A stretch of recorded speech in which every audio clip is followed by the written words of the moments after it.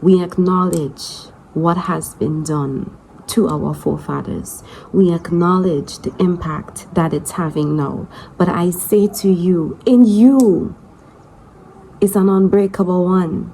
I say to you that you are currently free. I say to you, though we mourn the loss of the fallen soldiers, we are celebrating the fact that we continue to give birth. I say to you, it has not been the first time that this race has been put through it. But I also say to you, we have thrived. If we continue to put negative energy in a negative place, we will continue to live in a negative place. And if you continue to see positive energy in the space around you, because there is, I am not saying that the world is perfect, but I am saying that today, for you, it's okay. It is okay. And if you can just believe that for a moment, you might realize that the Creator will send people in different color skin to fulfill your destiny. Your smallest or your simplest request to your God can be fulfilled through any skin color. You are a chosen one. You are selected. You are amazing. You are strong. Yes, it happened to us. It happened to our race. But I say to you that today, you have the ability to liberate yourself financially. You have the ability to liberate your mind. You have that ability.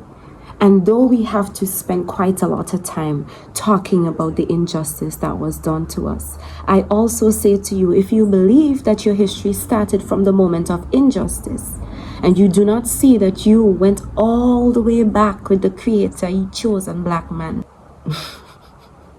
it's not about blaming slavery. It's about highlighting impact. I understand that, and many of our great ones have taken their entire life purpose to remind us of who we are. But I came to tell you in this time that His Imperial Majesty has come to shift the time.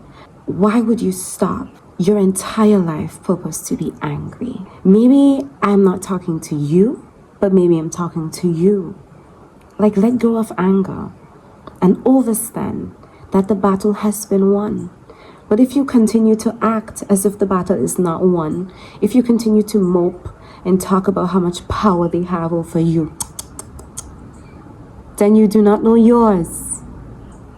So let us celebrate the sacrifice of our ancestors, and let us recall the sacrifice of our ancestors, and let us fight for justice among the systems of injustices. However, you must also understand that despite this, you have the ability to thrive.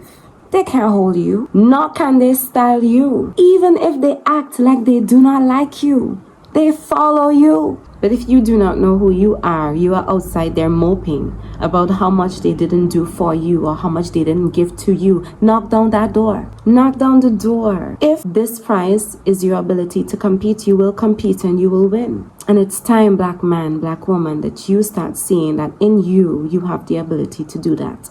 And that's kind of what the Christ came to show us all. Because in this time, it's not about black and whites. It's not about them things. It's about a righteous man and an unrighteous man. So you kind of have to decide who you want to be.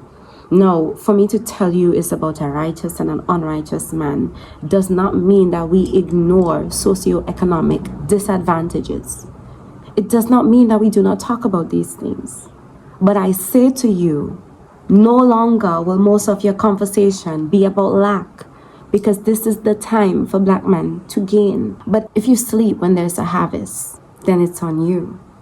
It has nothing to do with white people or black people. You are living in a time where you can liberate yourself financially, because the time has come when no chain can hold you. Mentally, you must get yourself there, but you must first believe that it is possible for you to have a different situation. You must believe that when you walk into a building, you will not be the one targeted, because you will be loved. You need to believe that for yourself so that your reality can be so. Because as bad as we think the world is, to be very truthful, it's not that bad, you know. It's not that bad. And you need to start believing that you are deserving of good so that you can start seeing some good in your life. But if you keep seeing bad mind and injustice, then that's all it shall be. The heaven that you're looking for, black people, is not in the sky. The heaven is right here that you must build. And I understand that it sounds silly, right? But understand that I am also sharing your experience. I'm not a white man telling you about black things. I am a black man having my black experience and telling you, if we change our perspective and if we know who we are, then the world will fall in line. And that is the message. We do not teach broke. You can come here broke, but you will not leave here thinking that it is okay to be broke. And you will not leave here thinking that it is okay to complain about something that was done to you or your family or your ancestors and make that the reason why you're currently broke. Child, you and I, we come together to liberate ourselves. And you might be upset with me for a minute because I'm saying things like blaming slavery is keeping you back. But sometimes the truth is bitter, and sometimes it's bitter you need for healing.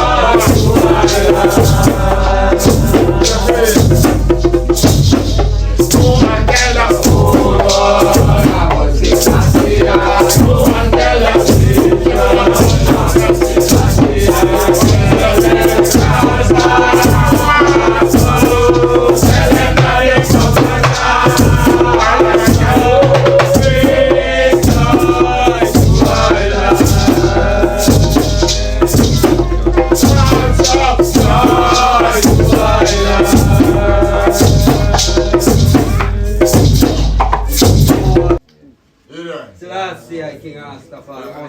Selassie I, King Rastafari, Empress Menin. There's the one, there's the song, and there's the power. Selassie I, King Rastafari. Selassie. Rastafari, Empress Menin. Blessed be the mother of the King Selassie.